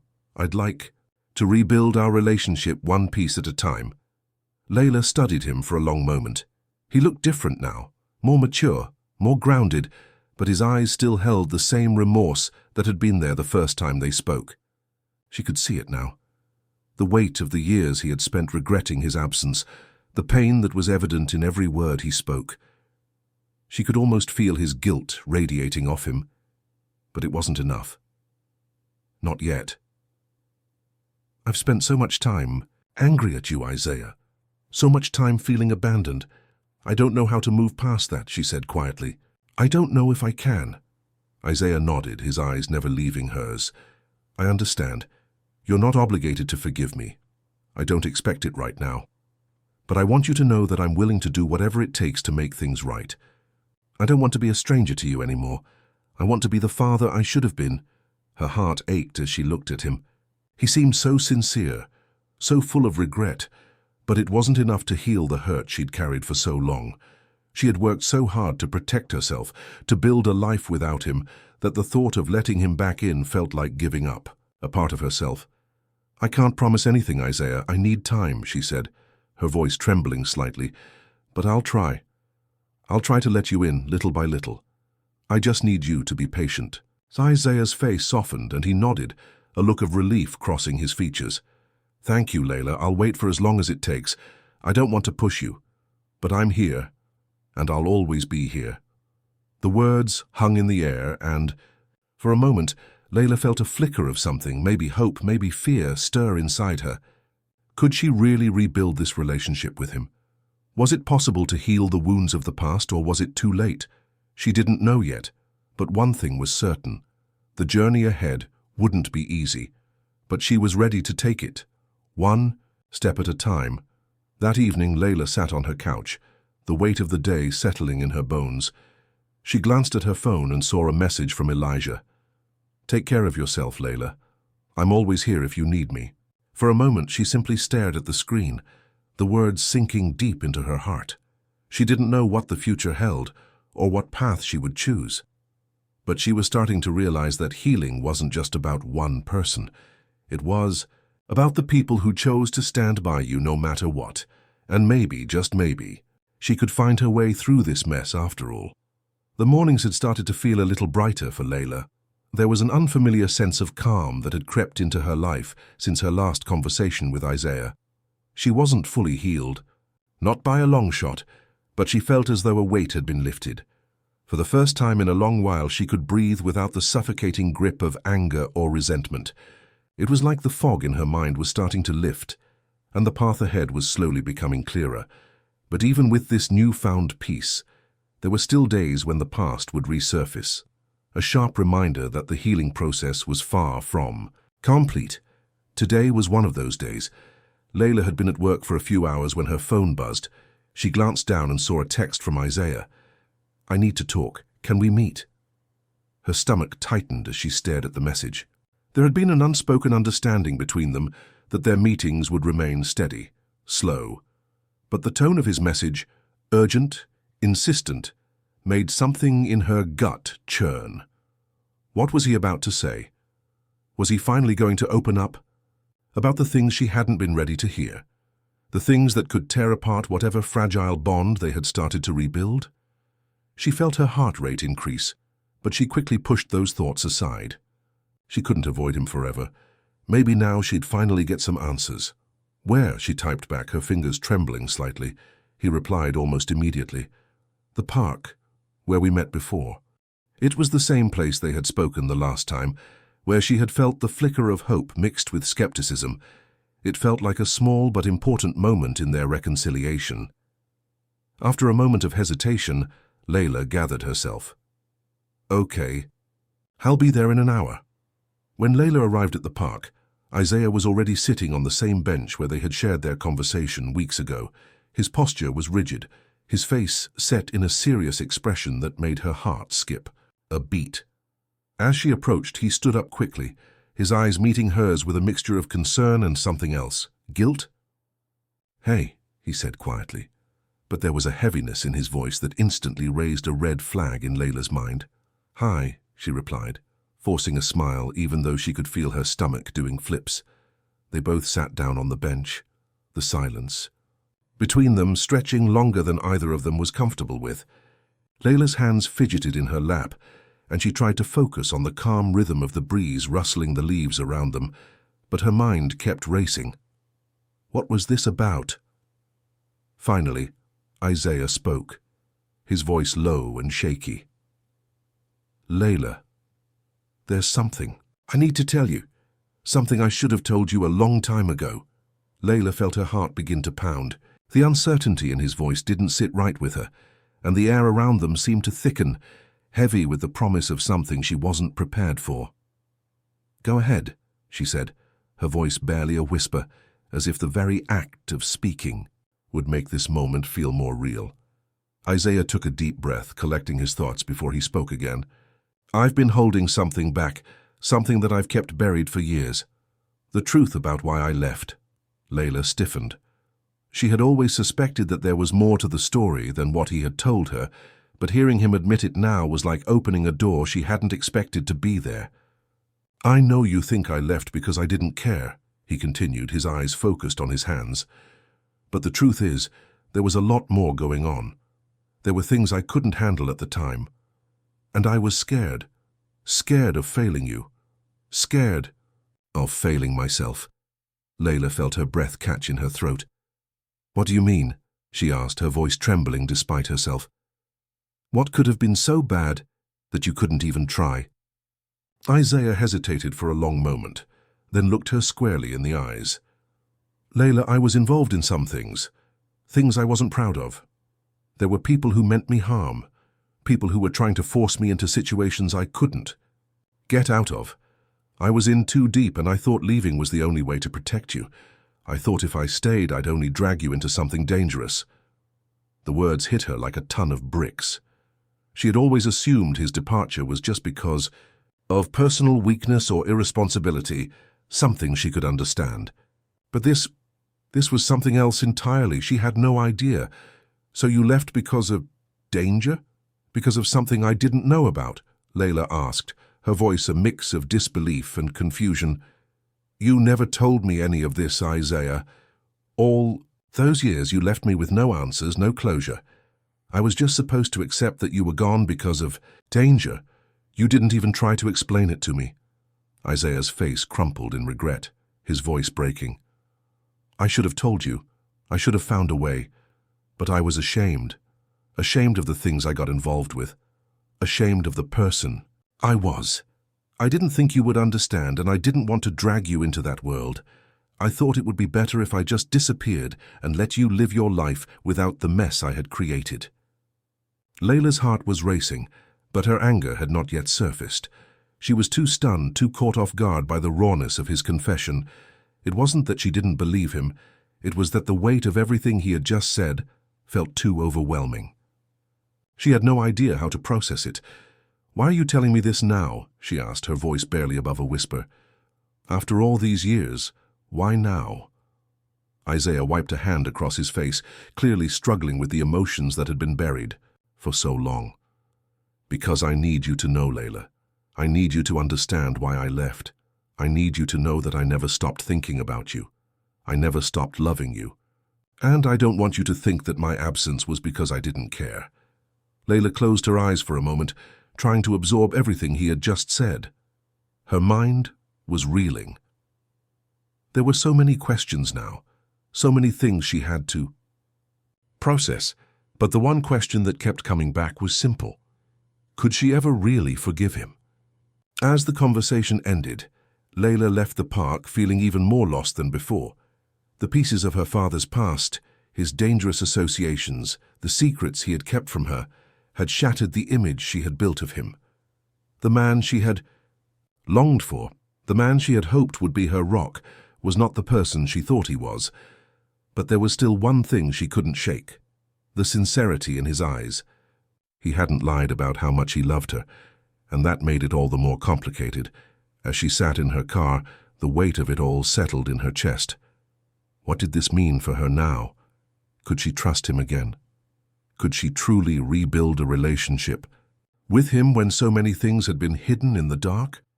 One thing was certain: Layla was standing at a crossroads, and the decisions she made from this point on would shape her future in ways she couldn't yet predict. Layla sat in the dim light of her apartment, staring at her reflection in the mirror. The past few days had been a blur of emotions: anger, disbelief, hurt, and something deeper she couldn't quite put a name to. Isaiah's confession had shattered her in ways she wasn't ready for. All those years of feeling abandoned, of harboring that raw, unspoken pain, had suddenly been filled with so many new emotions. His secrets, the danger he had been involved in, it was so much to process. But the one thing that she couldn't escape, the one thing she couldn't ignore, was the overwhelming sense of confusion. Could she forgive him? Could she find a way to rebuild a relationship with the man who had been absent from her life for so long? Layla's mind raced back to that conversation in the park, where Isaiah had laid bare his regrets. He had told her everything, and now she had to decide what to do with it.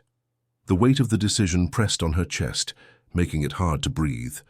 Part of her wanted to run away from it all, to block out the memories and the complicated feelings swirling inside her. But another part of her, maybe the part that still longed for a father's love, was quietly holding on to the hope that she could make sense of it all. Her phone buzzed again, interrupting her thoughts. It was a message from Elijah. "How are you holding up? You've been quiet lately." Layla smiled faintly at the message. Elijah had always known when something was wrong. He had been a constant in her life, steady and unchanging, especially in the months since she had met him. She had never felt like she had to explain herself to him.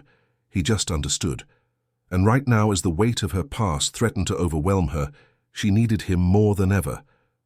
"I'm trying to figure things out," she replied. "It's a lot to process. I don't know what to do with everything I've learned." Elijah didn't respond immediately, but she could feel his presence through the phone, his understanding even without words. Then, after a few moments, his reply came through. "Whatever you decide, Layla, I'm here. You don't have to carry all of this alone." Her heart softened at the words. Elijah had always been there for her, but now, more than ever, she realized just how much he meant to her. He wasn't just a friend anymore. He was something deeper, someone who had quietly shown her what true loyalty, true support, really looked like. But as much as she appreciated Elijah's constant presence, as much as she wanted to turn to him for comfort, there was a part of her that still ached for something more. Could she really keep Isaiah in her life given all the hurt he had caused? Could she find the strength to forgive him and embrace a new relationship with him, even though so many parts of the past still seemed unresolved? As the evening wore on, Layla found herself standing by her window, looking out over the city. The skyline stretched out before her, a sea of lights flickering in the dark. It felt like the world was moving on, while she was stuck at a crossroads, unsure of which direction to take. But one thing was clear: she had a choice to make. The door to her past had opened wide with Isaiah's confession, and the question now was whether she was ready to step through it. Or was she too afraid of what lay on the other side? The following day, Layla made her decision. It was time to face Isaiah again. This time she was determined to go into the conversation with a clear heart, prepared to speak her truth, no matter how painful it might be. The truth wasn't just about Isaiah. It was about her, about what she needed in order to heal. She met him in the same park, where they had shared so many of their conversations. The air was crisp, a reminder that life was always in motion, always changing.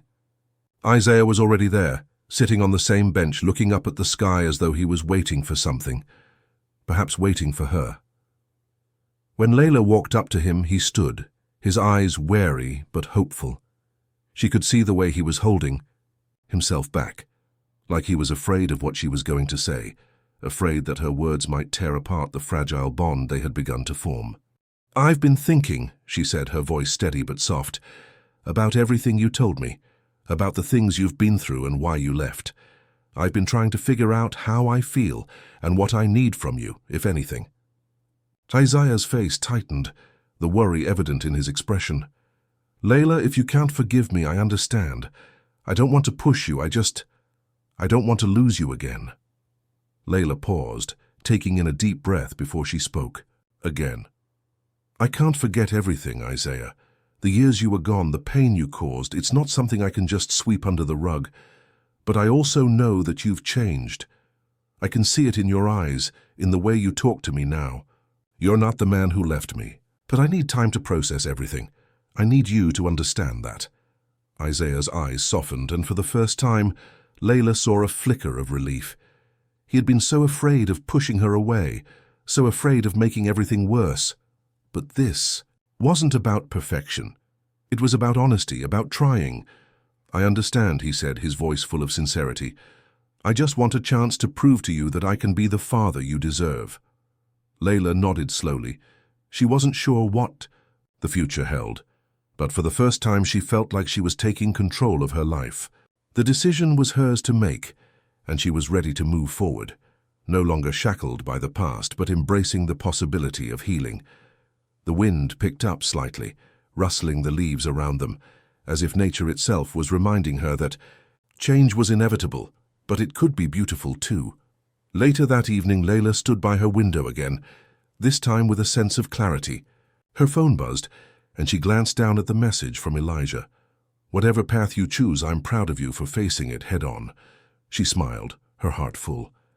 Elijah didn't know everything that had happened, but he had always believed in her, and now more than ever, she knew she was capable of anything. Her journey wasn't over, but it was a new beginning, a beginning where she could finally let go of the past and create the future she deserved.